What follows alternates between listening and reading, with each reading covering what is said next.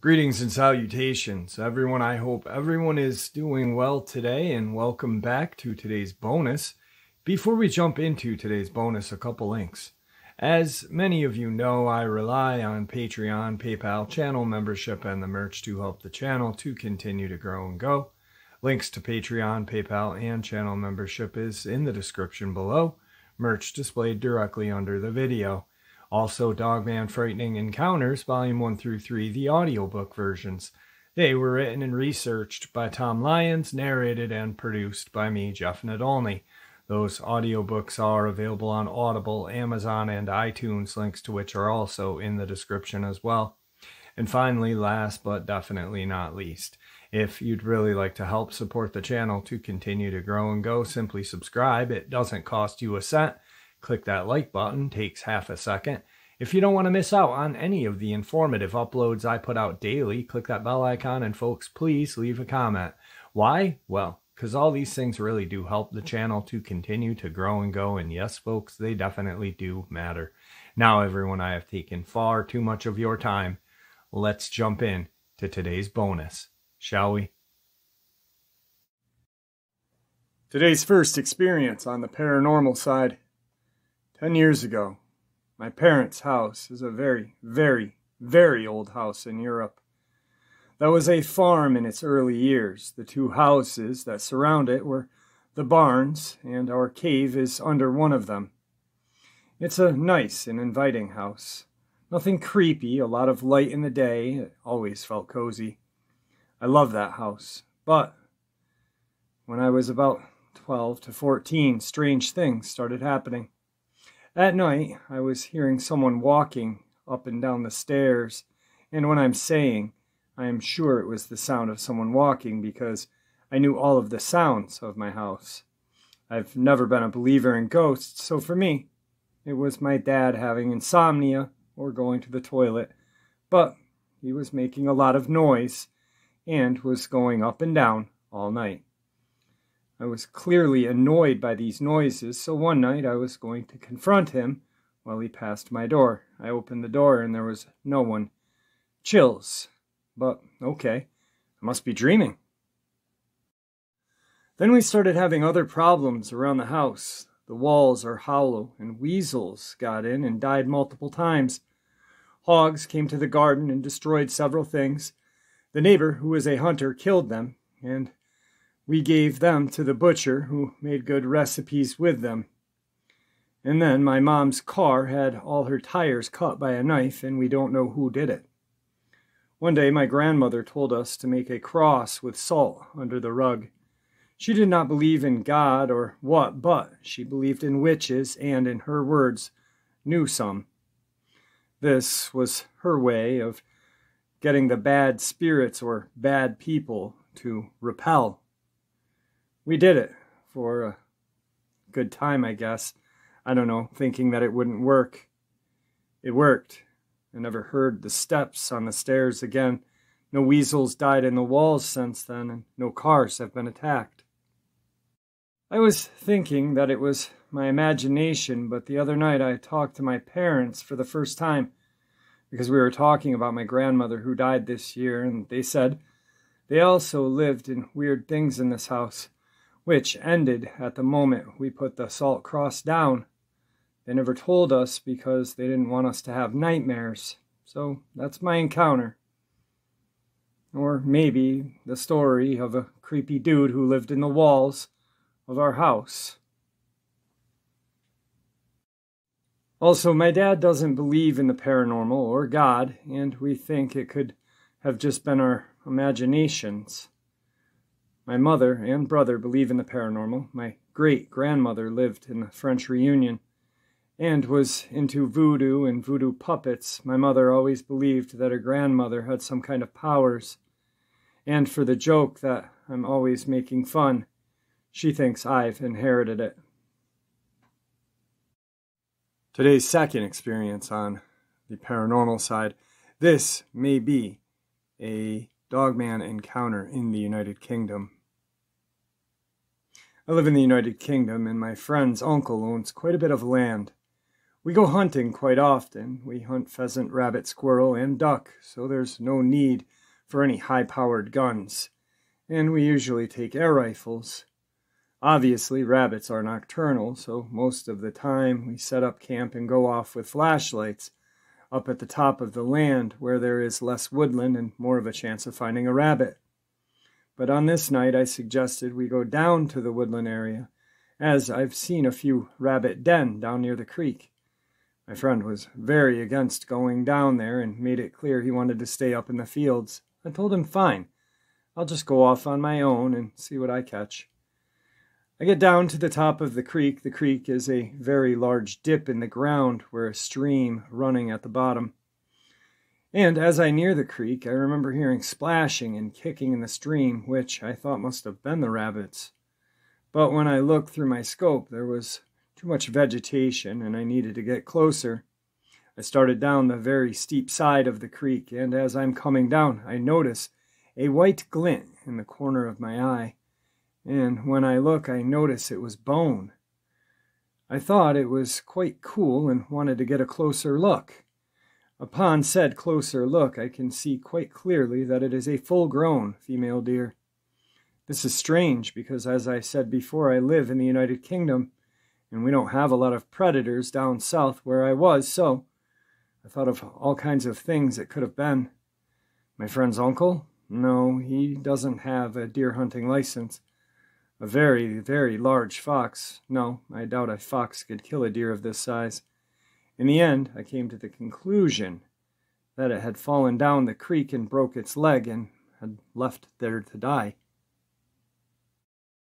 I started to walk back up the side of the creek when I heard some rustling on the other side. I think rabbit, and I scope in to take a closer look. Then whatever I was looking at sprinted away, making me jump. But it wasn't any normal sprint. It was a two-legged charge, and I could see leaves rustling behind it as it ran that were taller than myself. This thing was huge, and I was defenseless with just an air rifle. But the sheer force that this thing ran with was enough to make me chill. So I hurriedly walked back up to the creek, to the fields, and told my friend what had happened. And I asked him if he was trying to scare me. He swore on his life that he had been up there the whole time. After no luck catching any rabbit, we went back to the tent to get some rest, but I couldn't sleep thinking about that thing and what it could have been. My heart dropped. The loudest, blood-curdling scream made me jump out of my skin, and my friend woke up in a fluster, asking, "WTF was that?" It was silent for a few moments, and then it happened again. The scream rattled on for almost 30 seconds, and my friend suggested it was just a fox. But we had heard fox screams many times before, and this was not it. This was something larger than a full-grown man's scream. But we were in the middle of nowhere, and no one would be out here walking around at this hour. Rest assured, we did not sleep the rest of that evening. Today's third experience on the paranormal side. So when I was 12 years old or so, my best friend and I were super into all things paranormal. We would purposely seek out situations that would expose us to ghosts, entities, and things. And I firmly believe if you go looking hard enough, you begin to open the door to these occurrences.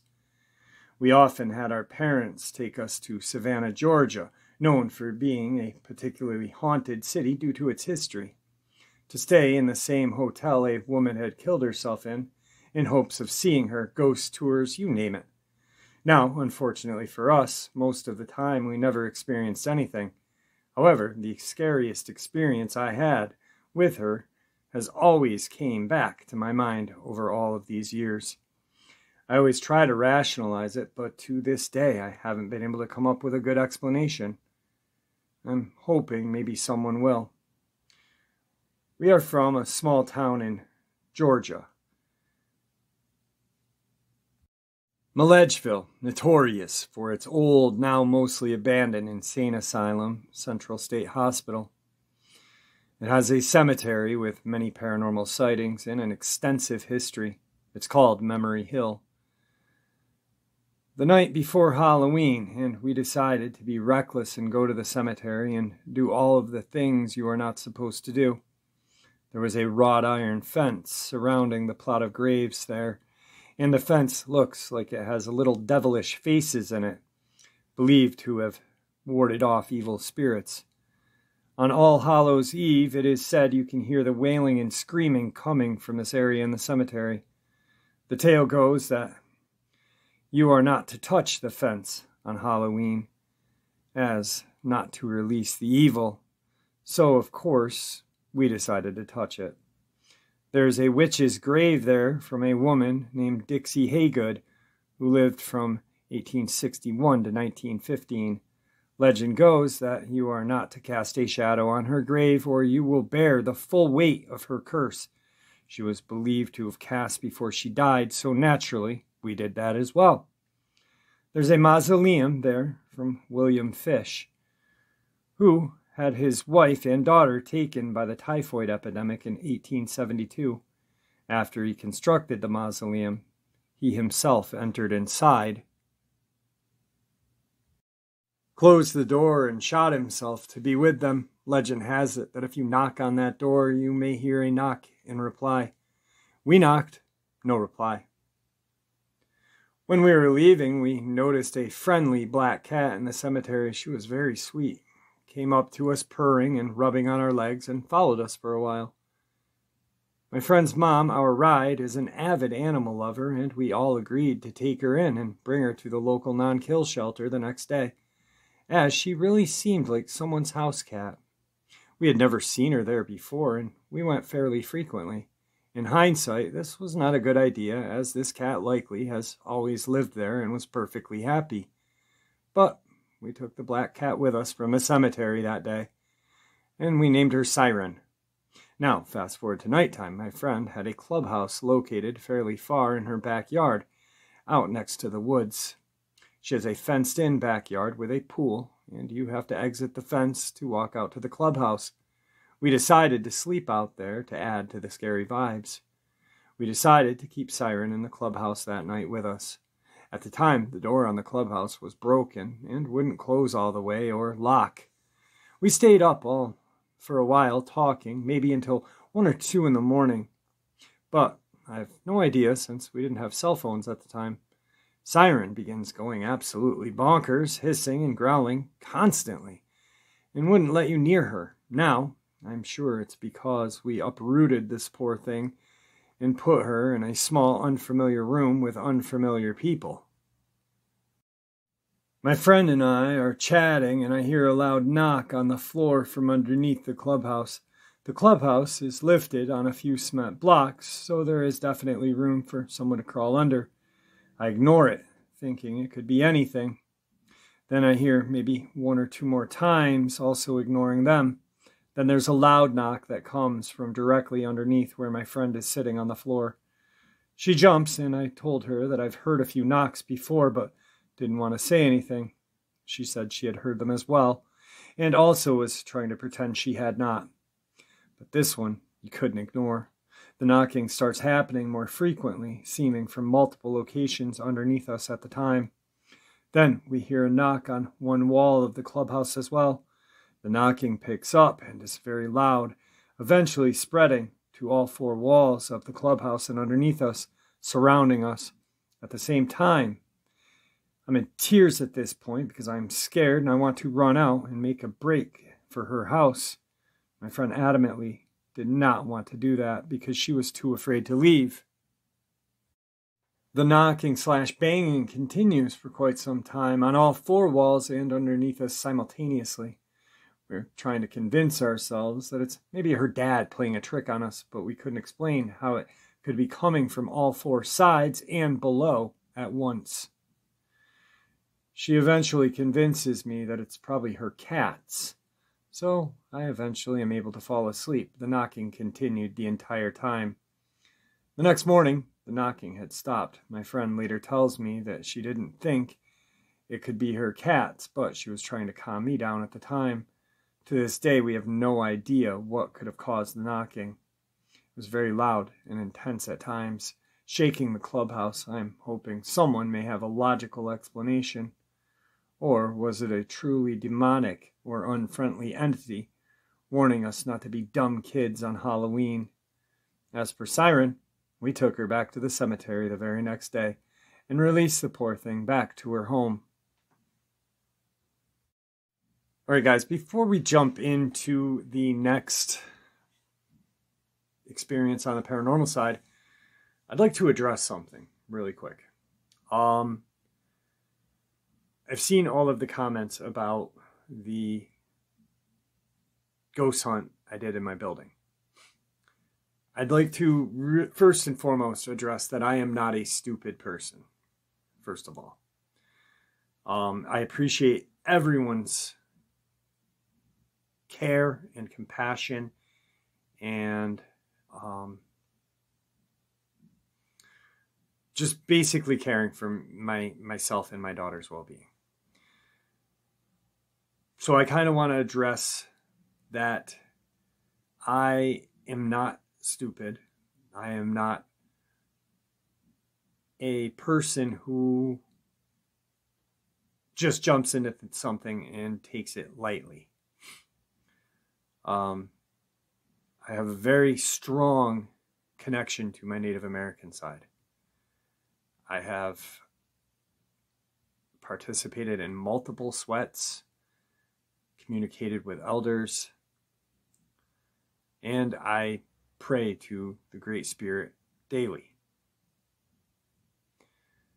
I also have a very powerful religious or Roman Catholic background. I was baptized. I had my first communion. I had my confirmation. So I do believe in the Trinity. I do believe that Lord Jesus Christ is my Savior. And I have a beautiful cross that has been blessed by a Catholic priest in my home. I have holy water in my home. And I have cleansing prayers that I perform. I did talk to my local priest about these cleansing prayers, and he reviewed them with me and said they were ideal for what I plan on doing. I'm not going hunting for a demon or some kind of craziness. I'm being very careful with what I'm doing. I just want people to know that I am being careful. I've seen some comments that kind of, a lot of them, the majority of them were great and compassionate and kind. But then there was like a couple, like, I'm just some dumb guy doing something that, I have no idea what I'm doing, this and that. That's the furthest thing from the truth. I don't think anybody is an expert in ghost hunting. I think that Zach Baggins knows just as much as you or I when it comes to experiences with the paranormal. Has he had more than we have? Absolutely. He makes a living at doing that. But does he know more? No. Because unless he is a spirit or a demon or something else, then he just knows what basically we know. Or he may have been more versed on reading certain things, but those are things that we can learn and pick up. So there's no expert in that field. It's what you experience. So I am being careful. I'm not being an idiot about this. I never invited them into me, and I never invited them into my home. I know there is something in my home, and there always has been, to be frank with you. I didn't bring it in. I gave it permission to communicate with me, but then I gave it I told it to let go after we were done.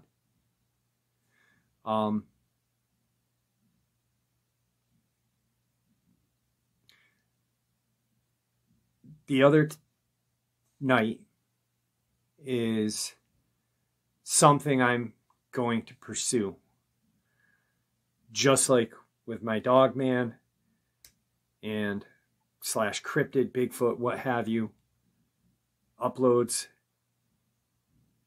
I'm going to start going out in the field and doing like Dogman / Bigfoot hunts where I'm out, someone's seen something, I'm going out there and looking.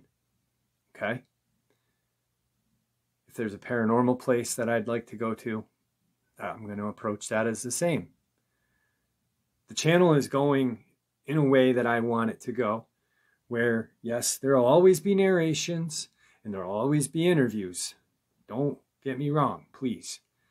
But I'm going to start experiencing. I'm going to start experiencing these things. I want to go out into the field. Both cryptid, Dogman, Bigfoot hunt, and ghost hunts. And I am prepared mentally and spiritually. My daughter is mentally and spiritually sound as well. She has a cross in her room. I know a few people are like, you should put a cross in her room. She has a cross in her room, actually the same exact cross I have, which was blessed by a Catholic priest. She wears a crucifix medallion, and she prays at night. I don't know who she prays to, whether it be the Great Spirit or Jesus or whoever. As long as she prays, that's all I care about. Now, some people are thinking, well, if he believes in Jesus Christ, our Savior, why does he say at the end of his videos, may the Great Spirit? Well, because God isn't Jesus, and Jesus isn't God. God is the Almighty. He is the Great Spirit. So I kind of interwoven both of my cultures to make me comfortable.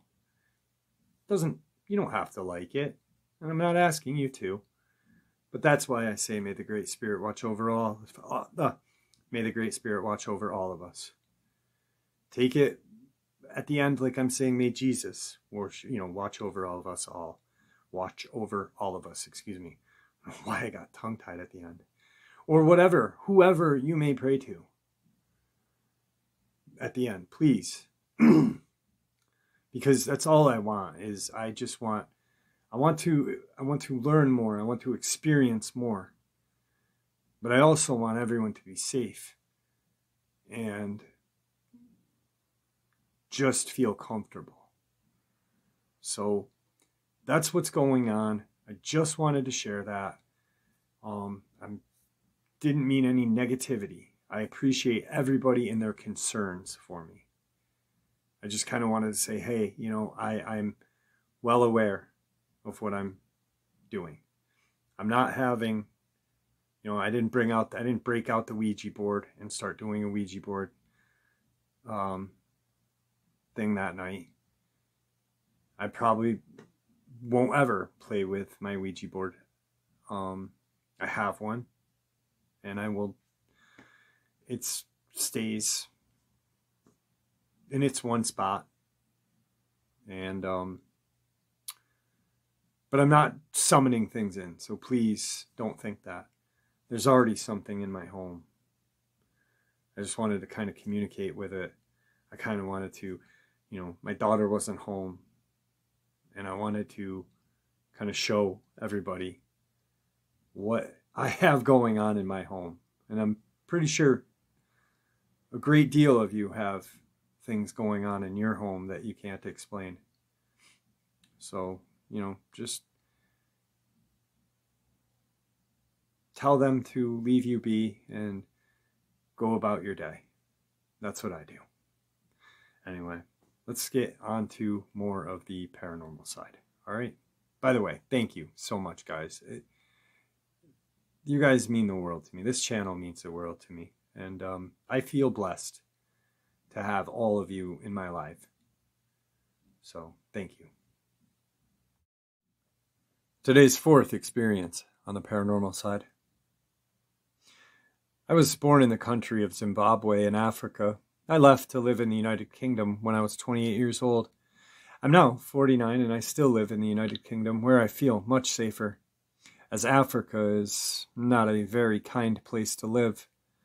The country I lived in is landlocked and has a big forestry industry, which is used for export and trade. I lived most of my life on various forestry plantations, way out in isolation, remote places where very few people have lived or live. The forestry industry plants their pine trees in large blocks, with each tree being on a grid pattern. Since it's pine, nothing grows beneath them due to the soil becoming acidic. So there is no ground cover or any brush or shrub. Like most remote places, the roads are really just dust without any covering, which means mud, rain, and hard-baked earth from the sun. I would take my 3 small terrier dogs walking each day, leaving the house after lunch, and I would usually be out for just over an hour. I walked the same route each time, up along a dirt road between 2 blocks of almost mature pine trees. At this point on the route, the road then curved around 1 block of trees and came back to meet the road from the house, forming a loop. It's a breathtaking walk with trees on both sides of you. However, the trees fall away on the right of the road halfway up, and it gives you a stunning view of the hills covered with shrubs and brush and grass. I went walking one afternoon as normal, and I heard a growl in the brush just up from my house. My 3 dogs fled in terror, and whatever was in the brush chased them. I found out it was a leopard with a cub, so I waited a week, then went walking again. Thankfully, there was no sign of the mama cat, and I was careful to avoid her cub zone, as I had the dogs, and they are a delicacy to leopards. About halfway into the walk, just as the trees on the right cleared away and the view opened up, I started to smell something I had never smelled before. It had a strong ammonia scent, like cat urine, but it was shocking how powerful the stench seemed to be out in the open like this. The dogs reacted in a strange way as well. They ran to me and cowered between my ankles, whimpering. I know a leopard would have spooked them into running home, so I was confused about being urine. I stood my ground with my dogs between my legs. You learn early on never to run with wild animals. And I was also armed with a handgun, being a female and out alone. The smell got stronger and stronger. Then it seemed to mix with the smell of wet dog fur. By this time I'm terrified, but I didn't know why. All I knew was I felt surrounded by something that was making the hair stand up on my body, yet I couldn't see anything. I wanted to run back the way I had come just to get away from whatever was happening out there, but I knew if I ran and it turned out to be a big cat, I was going to be attacked. So I did something that almost made me mess myself in fright. I went forward and kept moving very slowly, 1 step at a time along the road into the smell. Have you ever been so frightened that you can hear blood roaring in your ears? I remember my teeth were literally chattering, and my dogs were milling about between my legs with their tails against their bellies. This was not a good sign. The further along the track I got, the more I looked around me and saw nothing. It's impossible, but there was nothing to see at all. How could I not see anything in a block of trees planted in straight rows with nothing growing beneath them, when I could see straight to the other side of the block along the tree row? I noticed an old gnarled tree standing alone on the right side of the road, where the beautiful views were, and although the tree had been there as long as I could remember, I stopped to look at it over. About 8 feet up the tree trunk was fresh rips into the bark, but they were so deep they went into the wood below the bark. Each one looked about 15 centimeters long and were fresh enough to have liquid sap leaking out of them. I thought at that point it was probably a big cat, and it had stretched up along the trunk to sharpen its nails. But it occurred to me that cats pull downwards. These cuts were at an odd angle. There were 2 marks on the left side and 3 on the right of the trunk. At about 30-degree angles, it looked like a person with long nails had reached up and started near the middle of the tree trunk and gouged outwards and down at the same time. The smell was the strongest from the tree. I kept turning and looking in all directions as I moved forward, and then finally the smell just stopped. I was a long distance from the tree by then. The dogs were back to running between myself and whatever they were currently examining. Everything was normal again. I got home safe with all 3 dogs, but I was too frightened to go walking again. I was 24 years old at the time. I have not had the courage to tell even my own family about this. The only one other person knows this story, and he's a skeptic and said it was probably a wild cat. A lot of strange things have happened in my life, both in Africa and the United Kingdom. Most of them are due to me seeing lights in the sky at night, especially here in the United Kingdom. One other thing that happened on the same African tree plantation was that a UFO was seen the same week as the one that landed in Rawa, where the children at the school spoke to the occupants of the unidentified craft.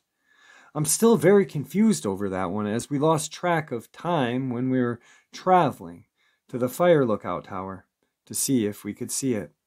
When we arrived, the lookout at the tower said it was gone, and we chatted to the other fire tower along the mountain ridge, who were there still watching as it moved slow along the country. At least we got an eyewitness account from a man who saw it, which was still really interesting. I just don't know what to think about the smell. It was so strong it burned my nose enough to make me want a tissue. So, to me, what she is describing, just what I'm thinking, and like she said, that it was not a big cat. Because in her first one, she saw the mother cat with her cub. The dogs ran home. The dogs did not run this time. They ran to her for her safety. And when she looked at the claw marks in the tree, how she described them, that would almost be like a human, or how we, grab something and pull. Or how a dogman would do it, how we've heard dogmen ripping at trees. To me, it sounds like there was some sort of dogman in Africa or in Zimbabwe, which would, in my mind, if you think dogman in Africa, you think of the hyena-like dogman or jackal-looking dogman, which are friggin' terrifying, because hyenas are terrifying. God. That's a terrifying upload. And I told you it was terrifying, didn't I? Anyway, moving on. Tonight's final experience on the paranormal side. So, I went through 22 weeks of infantry OSUT, and the worst experience I had was the individual night land navigation. Now I'm in the middle of a swamp at around 2 in the morning looking at my map. Suddenly every hair on my body stands on end, and my red light flickers. I turn it off and start looking around when I spot the silhouette of a woman in what I can only describe as a pioneer's outfit. I look away for a second and look back, and nothing. I tell myself, you're just seeing stuff. I pick a direction I thought was good and start walking. I start hearing crunching and breaking of twigs and leaves in rhythm with my steps behind me, as if someone or something is matching my pace. Once again, my hair stands straight up again. I stopped and looked behind me. Nothing. I continue walking. Same thing happens. Stop, look, nothing. I decided that 3 points was plenty for the night, and I start booking it.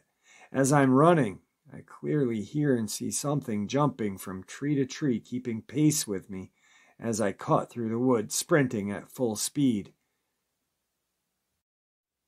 I'm not the fastest, but at the time I had a 5-second 40-yard. Nothing could have moved that quickly through those trees. I make it to the starting point. I turn in my crap and sit in my gear. Another guy comes running in at about 15 minutes later. We still have 2 hours left at this point, so it makes no sense why he'd be in a hurry. He does his crap and sits next to me and turns, "Dude, did you have a point in the swamp?" I gesture at my boots and pants. "Yeah, can't you tell?" "Yeah, sorry, but anyway, did you see a woman in the pioneer outfit?" "Yeah." I was writing down my points of info when my light started flickering and I heard something in the tree above me. I looked up and saw her sitting in the tree above me at that point. Just staring down at me with these lifeless eyes and empty face. I ran faster than I ever have, and I didn't stop till I got here. It's at this point where the guy sitting behind us leans forward. "You saw her too?" We nod. I started walking into the swamp when I saw her sit up out of the water and slowly turn to look at me. I froze and was like, I only broke out of it when the lieutenant walked up behind me and asked what I was looking at. I looked at him and pointed, but when I did, she was gone. No noise, nothing. This kid was an honest dude, and I could tell by the look in his eye, and he wasn't messing with us. I want to know if anyone else has had any experience with this same entity.